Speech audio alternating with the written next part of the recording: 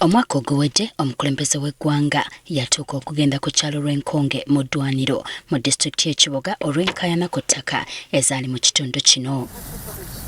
Okusinga enkayana zaali wakati wa Haji Badru Mwanje ne Ronald Ainebyona, munnamateeka w'abayindi abeeyita bannannyini ettaka eryali liwerako mayiro nnamba. Bali abaali baagala kuggyako Mwanje bandigenze mu kooti ne bawooza. Kooti n'esalawo esalawo nti genda Mwanje oba sigala oba mukole bwe muti. That is common sense, even if there was a dispute, especially for the one who is already there. Mwanje eyali agobeddwa ku ttaka yaddizibwako era nga kati omwaka mulamba ng'ono yadda ku ttaka lye akakalabizaako emirimu gye. Okwebaza omukulembeze w'eggwanga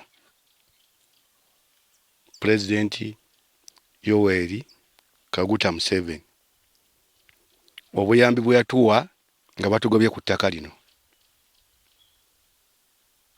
Tweyanza nnyo era twasigala tuli basanyufu n'ekyalo kyonna. Webale kujja banaye nkututaasa singa sigwe singa tetukuleetaka tuliriko.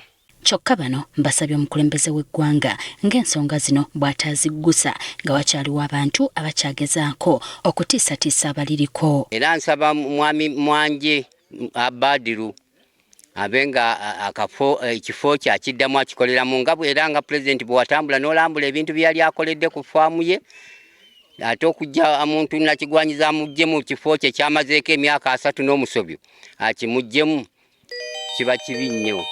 Ye Haji Mwanje agamba okuva emisango bwe gyatwalibwa mu kkooti yeewuubye n'okutunda ebibye byonna okujula okumuggwako. Amazima nze ebyapa byange byonna mbisinze nga nwanagana n'ettaka ente zonna nenzitunda era obusigaddewo we buli awo naye nga ezisinga zonna tuzikoze eki tuzitunze nga tulwanagana abo ababbi b'ettaka. Ono agamba n'ebintu ebyayonoonebwa ebbanga lye yali yagobebwa ku ttaka lino nabyo tebiddizibwangawo. N'abakozi ku ffaamu esangibwa ku ttaka lino baliko bye batubuulidde. Nga tweralikirira kubanga tosobola kukola nga bulungi emabega bwe twali tukola katukola ng'olowooza nti bagenda kukomawo bagenda kukomawo.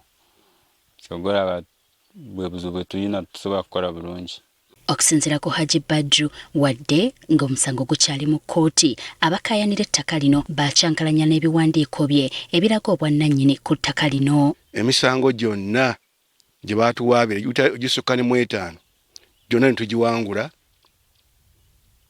naye tumaze ogiwangula naye era tusigadde n'okutiisibwatiisibwa. Akubidde omukulembeze w'eggwanga omulanga nga bwe waliwo abamulondoola nga bamusaba akkirize okugabamu ettaka lino n'abalikaayanira nga kw'otadde n'okumutiisatiisa ye kyawakanya ng'ali ne mukyala we balajanidde pulezidenti ne minisita w'ebyettaka Judith Nabakooba okubayamba okulaba ng'ensonga zino ziggwa mu butuufu bwazo. Pulezidenti w'eggwanga nti gwe olina otuyamba ku nsonga eno kuba ffe tuyinze.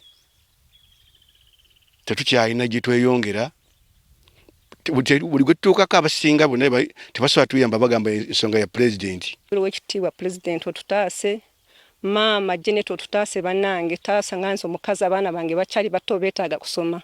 Omwami wange ebintu bimuweddeko ate kati gino myaka banaava kweno takagenda kutandikira ku ki? Nga nsaba mulanga bannange mututaase. Mu kusooka Haji Badru Mwanje yagobebwa ku ttaka lino ekyawaliriza pulezidenti okubiyingiramu n'alagira adde ku ttaka agende mu maaso n'okukolerako emirimu gye, wabula nga kati agamba abaali beesomye okulimutwalako n'okutuusa kati tebasanga mukono.